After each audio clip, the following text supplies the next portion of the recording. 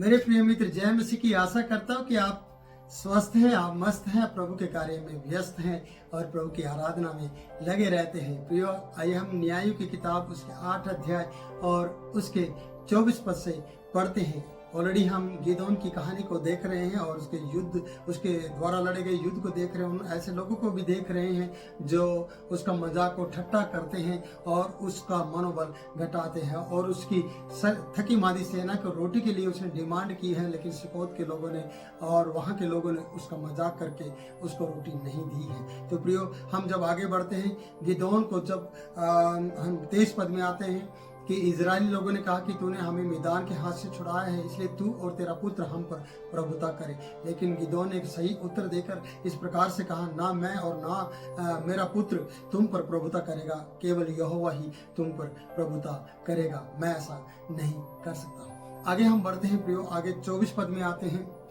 और वहां पर इस प्रकार से गिदोन ने उनसे कहा, मैं तुमसे कुछ मांगता हूँ। गिदोन के मन में भी देखिए एक लालच आया, मैं तुमसे कुछ मांगता हूं, अर्थात तुम मुझको अपनी लूट की बालियों में से, जो इसराइली थे इस कारण उनकी बालियां सोने की थी, उन्होंने कहा निश्चय हम तुझे देंगे।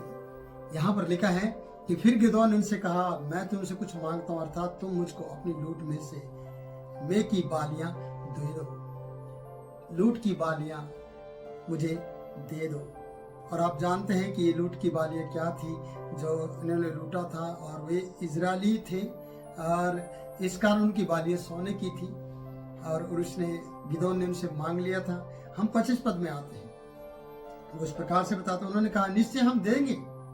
तब उन्होंने कपड़ा बिछाकर उसमें अपनी लूट में से बालियां निकाल कर डाल दी। 26 पद हमें इस प्रकार से बताता है, जो सोने की बालियां उसने मांग ली उनका तोल 1700 स्केल हुआ, और उसको छोड़कर चंद्रहार, झुमके और बैंगनी रंग के वस्त्र जो मिदानियों के राजा पन्नवे पहने थे, उनके ऊंटों के गलों के जंजीर, इतना कुछ उन्होंने गिदोन को दे दिया। प्रियो, यही लालच हमें कई बार मार देता है, जब हम लूट के माल को अपना बनाने की कोशिश करते हैं। जब परमेश्वर के जन उसे इतना बड़ा आदर दे रहे थे, वो आदर क्या था, उसे प्रभु बना रहे थे, पर उसने एक अच्छा उत्तर दिया।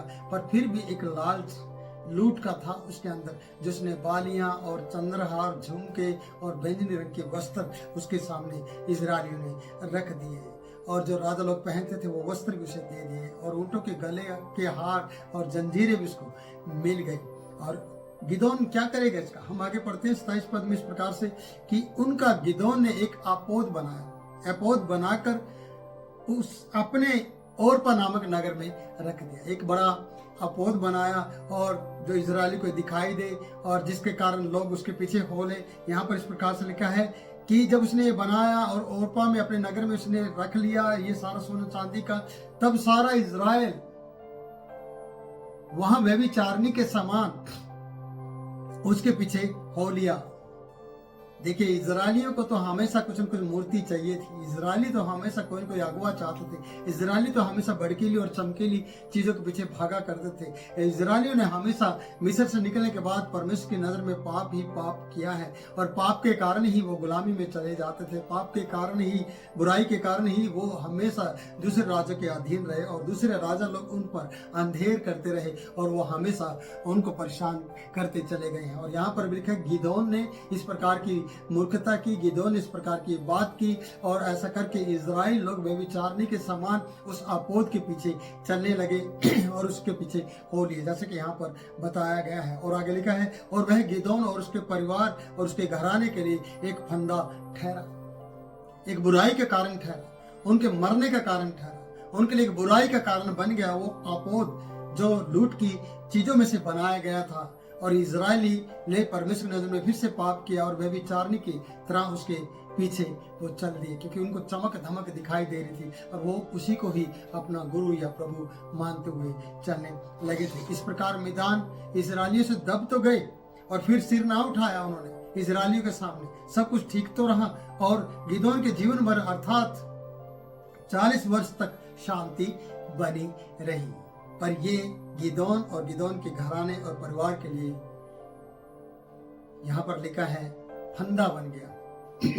हम कई बार अपने और अपने घराने परिवार के लिए ऐसी बातें, ऐसी मूर्खता करके एक फंदा ठहराते हैं जिसके कारण से हम बर्बाद हो जाते हैं। कई बार आप अपने घर को इतना सजाते हैं कि लोग आपकी तारीफ करते हैं और परमेश्वर का घर जिसकी वो तारीफ नहीं करते हैं, आप दूसरे की तारीफ करते हैं और आप दूसरे आपकी तारीफ करते हैं, तो प्रियो वो तारीफ परमेश्वर की है जिसकी वजह से आप हैं, जिसकी वजह से आपकी तारीफ हो रही है। अगर आप ज्यादा सुंदर हैं और सुंदरता के कारण आप घमंड कर रहे हैं, आप एक आपोत को बनाने वाले व्यक्ति के समान है, गिदोन की तरह, जिसने ये लास्ट में आकर इतना आदर सम्मान पाकर सूरवीर सुरमा होने के बाद भी एक गलती करने के बाद ये इसके परिवार और घराने के लिए फंदा ठहर गई, या फंदा बन गई और ये कहते कि फंसने का कारण हो गया।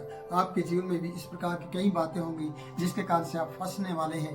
प्रियो, आप परमेश्वर के स्थान को ना लें, आप परमेश्वर के आदर को खराब ना करें। और गिदोन ने ऐसा ही कर दिया कि अपोध बनाकर इजरायली लोग व्यभिचारिणी की तरह उसके पीछे चलने लगे हैं और पूरे इजराइल उसके पीछे हो लिए हैं, ऐसा लिखा गया है। इसलिए ये गिदोन उसके घराने के लिए फंदा बन गया। आप सोचिए, क्यों हम परमेश्वर का जो आदर परमेश्वर को मिलना चाहिए, किसी आपोद को या किसी ऐसी चीज़ों को, मूर्ति को, ये चमकीली और भड़कीली चीज़ों को मिलना शुरू हो जाए, या आपके उन रुतबे और आपके उस संदेश को मिलना शुरू हो जाए, वो ठीक नहीं है। वो परमेश्वर को मिलना चाहिए, क्योंकि आपको बोलने के लिए, मुझे परमेश्वर ने बोलने के लिए कुछ दिया है, तो मैं परमेश्वर को धन्यवाद देता हूँ कि वो मुझे बोलने दे रहा है और मैं उसके वचन को बोल पा रहा हूँ। हो सकता है पुराने नियम से आपको सुनने में कोई दिलचस्पी ना हो, आप इसको सुनना पसंद ना करते हो, आप खाली आशीषों की बातें सुनना पसंद करते हो, और डांट फटकार भी आपके लिए आशीष का कारण बन सकती है। ये वचन भी आपके पाप से बचाने का कारण बन सकता है। गिदोन अगर कुछ मांगा है तो सोना चांदी मांगकर अपोध बनाकर अपने नगर में रखकर उसने पूरे इजराइल को अपनी तरफ कर लिया, तो अपोध उसका प्रभु बन गया ना इजराइल का, और गिदोन के लिए फंदा बन गया। और हमारे लिए और हमारे परिवार के लिए भी कुछ ऐसी चीजें हैं जो फंदा बना रही हैं और फंदा बनने वाली हैं, यानी फांसी का फंदा बनने वाली हैं, और हम उस फंदे में फंस जाएंगे। प्रियो, याद रखें, परमेश्वर का स्थान, परमेश्वर की महिमा का स्थान और परमेश्वर की महिमा देना कभी ना भूलें। अपनी किसी भी चीजों के द्वारा परमेश्वर की महिमा को अपनी तरफ ना करें, अपना आदर मान ना करवाएं किसी भी तरीके से। अगर आप अच्छे विश्वासी तो प्रभु की महिमा के लिए, अगर आप अच्छे पढ़े लिखे तो प्रभु की महिमा के लिए, आप अच्छे ज्ञानवान हैं तो प्रभु की महिमा के लिए, आप बाइबल अच्छा पढ़ते तो प्रभु की महिमा के लिए, आप अच्छा गाते हैं तो प्रभु की महिमा के लिए, आप अच्छा बोलते हैं तो प्रभु की महिमा के लिए, आप जो भी कुछ करते हैं प्रभु की महिमा के लिए करते हैं, यानी परमेश्वर की महिमा के लिए करते हैं। लेकिन गिदोन ने सब कुछ अच्छा किया और लास्ट में आकर आपोद बनाकर, प्रियो, ऑलरेडी लोग इसका आदर कर रहे थे, लेकिन इसका आदर भी चला गया, इसका सब कुछ इसका अनादर हो गया, और इसने सोना चांदी पर वो आदर ले आया, और इजराइल के लोग व्यभिचारिणी के समान उसके पीछे हो लिए, आपोद के पीछे, और इसने उसको अपने नगर में सेट कर दिया और रख दिया। प्रियो, यही है पाप का कारण। मैं ये कहूंगा, जो रुतबा परमेश्वर ने आपको दिया है, पर परमेश्वर ने दिया है, उसका रुतबा आपको दिया है, और आप उसकी आराधना करना बंद कर गए। आपने अपने लिए और लोगों के लिए मूर्तियां बना दी हैं जो वहां आकर सजदा करें। आज कई चर्चों में, कई जगह पर, कई आराधनालयों में ऐसी चीजें फिट कर दी गई हैं, ऐसी चीजें रख दी गई हैं जिसके कारण से लोग वहां पर जाना पसंद करते हैं। ऐसी बड़ी बड़ी सभाओं में ऐसी चीजें, म्यूजिक बजाया जाता है जिसके कारण से भीड़ की भीड़ वहां लग जाती है। क्या कभी आप छोटे मोटे उस आराधनालय में गए हैं जिसकी छत भी ना हो, जिसके जमीन पे टाट भी ना बिछे हो, और वहां जाकर आपने परमेश्वर की महिमा की है? आप कहते हैं वहाँ गर्मी लगती है, हमें ठंड लगती है, हम परेशान हैं, हाँ नीचे बैठने की कुर्सी नहीं है, वहाँ पर आप वाद विवाद करते हैं। पर याद रखने, परमेश्वर ने जो आपको स्थान दिया वहाँ बैठकर परमेश्वर की आराधना करें, चाहे आज वो कच्चा है या पक्का है, चाहे उसमें कुर्सी नहीं है, फिर भी आप परमेश्वर की आराधना करें। सोना चांदी की भड़क, सोना चांदी की चमक और भड़कीली चीजें आपको परमेश्वर से दूर कर देंगी। जिस प्रकार से आपोद बनाकर गिदोन ने अपने और अपने परिवार के लिए फंदा बनाया, और वो उसे ओरपा में जाकर रख दिया, और इजराइल उसके पीछे व्यभिचारिणी के समान पीछे पड़ गई। क्योंकि इजरायली को चाहिए क्या? हमेशा मूर्तियां, हमेशा ऊंचे स्थान, हमेशा बोलने वाली बातें, हमेशा परमेश्वर से दूर करने वाली बातें ही उनको अच्छी लगती रही हैं। मेरे ऊपर आपको ऐसा ना हो, आप ऐसे ना बने, आप सच्चे जीवित परमेश्वर के पीछे ही चलने वाले बहन और भाई और बेटा बेटी और परमेश्वर का दास बने।